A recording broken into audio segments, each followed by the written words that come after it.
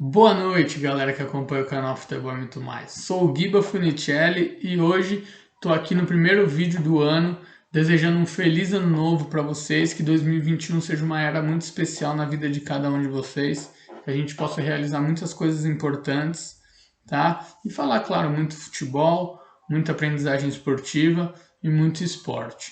Então, pessoal, eu estou fazendo esse vídeo hoje no domingão, porque teve essa entrevista do Casares aí no ano passado, no último jogo do ano passado, que eu achei muito interessante, então acabei fazendo um compilado de vídeos ali no meu Instagram e vou falar um pouco de cada vídeo que eu postei essa semana, tá bom? Enquanto isso, você já se inscreve no canal aí, acompanha o vídeo até o final, manda seu comentário, deixa o seu like, que a gente tem muito para debater desse assunto também.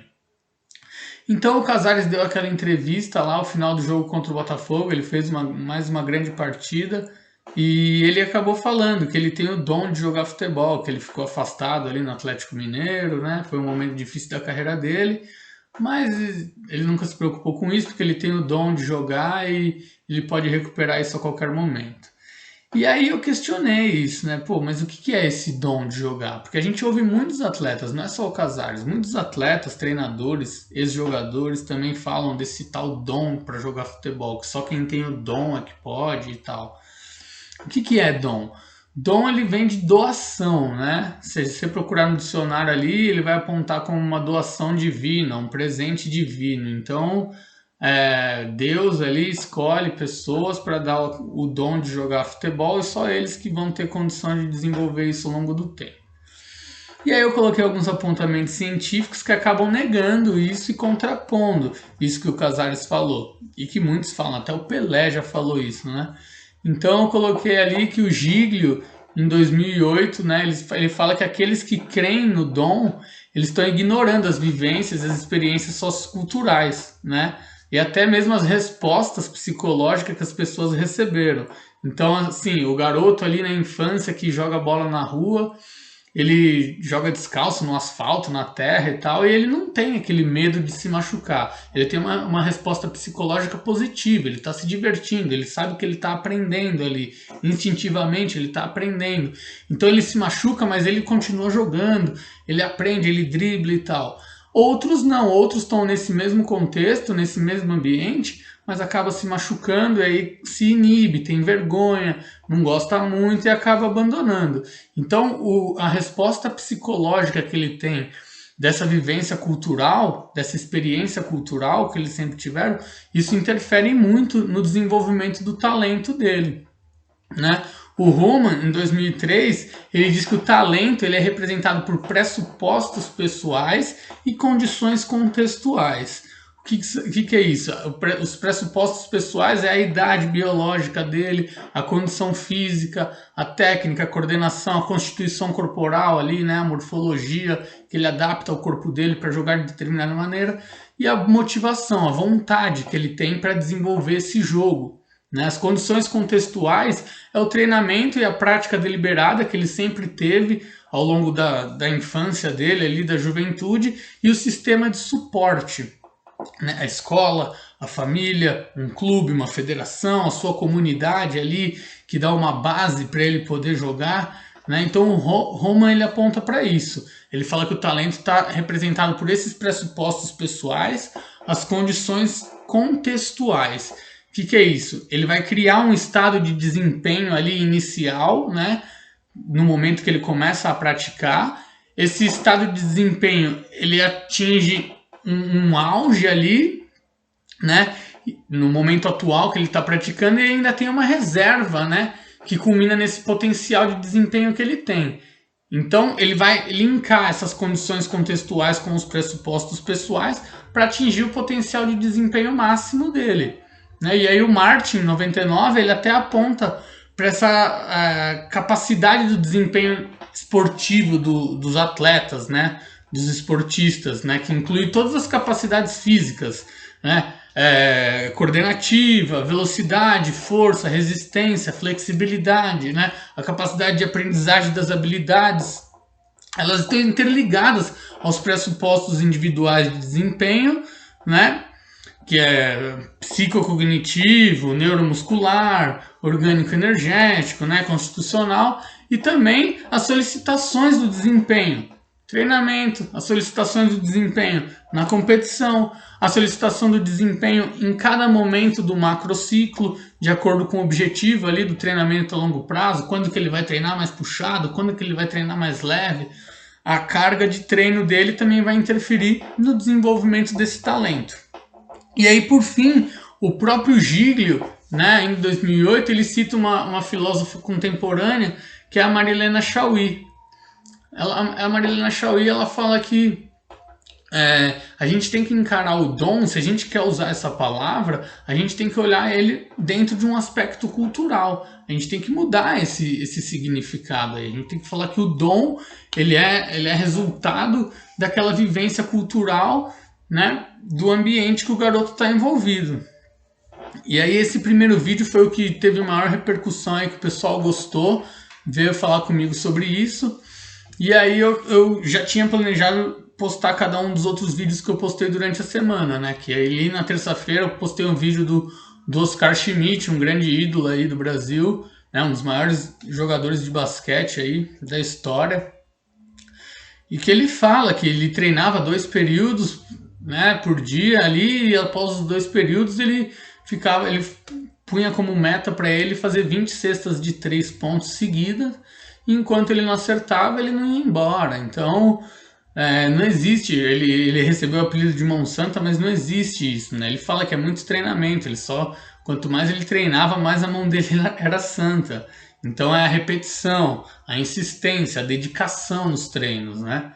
Ali na quarta-feira eu postei o vídeo do professor Marcelo Massa, que ele fala que o talento ele vai ser desenvolvido, né, de acordo com o meio que ele está inserido. Então ele vai ter muita condição de prática no local que ele está inserido. É democratizado? Tem quadra perto de casa? Ele vai ter acesso a esse esporte que ele quer praticar? Ele tem essa facilidade? Né? O Brasil ele tem um potencial enorme, mas isso não acontece. Né? Não há esse investimento no esporte como deveria. Né? O Brasil é um país aí de dimensões continentais, eu já até falei isso em outros posts.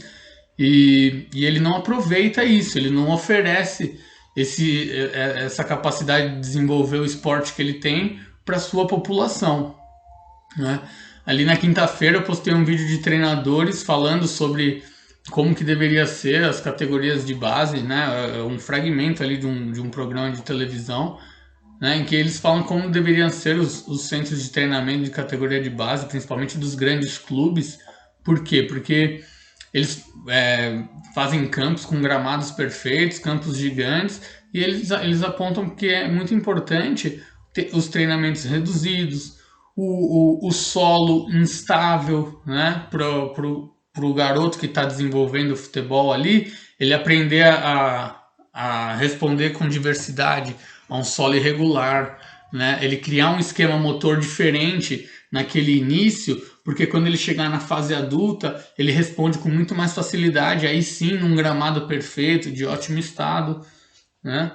Na sexta-feira, eu coloquei de novo o professor Marcelo Massa e o Paulo Henrique Rocha com um aluno, numa reportagem do Globo Esporte, falando da importância de dosar aos jovens atletas treinamento e vida pessoal, né? Ele não pode estar submetido a uma carga muito intensa de treinos, né? Senão ele vai sofrer lesões, ele vai ter alguns traumas psicológicos que ele nem vai saber que isso são traumas psicológicos e vai perder gosto pelo esporte. Tem até o depoimento de um pai lá, se vocês assistirem a matéria completa, que é muito rígido e tal, e o garoto começa a repensar se ele quer ou não participar disso tudo. E é muito interessante. E por final, ontem eu fiz o post do treinador da seleção brasileira, o Tite, falando justamente, né, voltando a essa parte do dom aí. Ele não cita necessariamente a palavra dom, mas ele fala que não existe um programa que você coloca na pessoa e ele vai desempenhar ao máximo, né? Não, você tem que estar submetido e você tem que ter a motivação de buscar, de querer, de passar por tudo aquilo que um atleta de altíssimo nível vai ser exigido, né? Treinamento, pressão, buscar uma prática variada, ter um treino a mais além do que ele pratica no clube, né? Cuidar do seu corpo para obter o desempenho máximo. Muitos falam assim, mas na folga o atleta tem direito de sair, de beber, ele tem direito de fazer o que ele quiser, todo mundo tem direito de fazer o que ele quiser, o que quiser. Só que há consequências disso. A gente já viu inúmeros atletas de altíssima qualidade que perderam sua carreira, né? Não que perderam sua carreira, mas que não fizeram da sua carreira o melhor que ela poderia ser.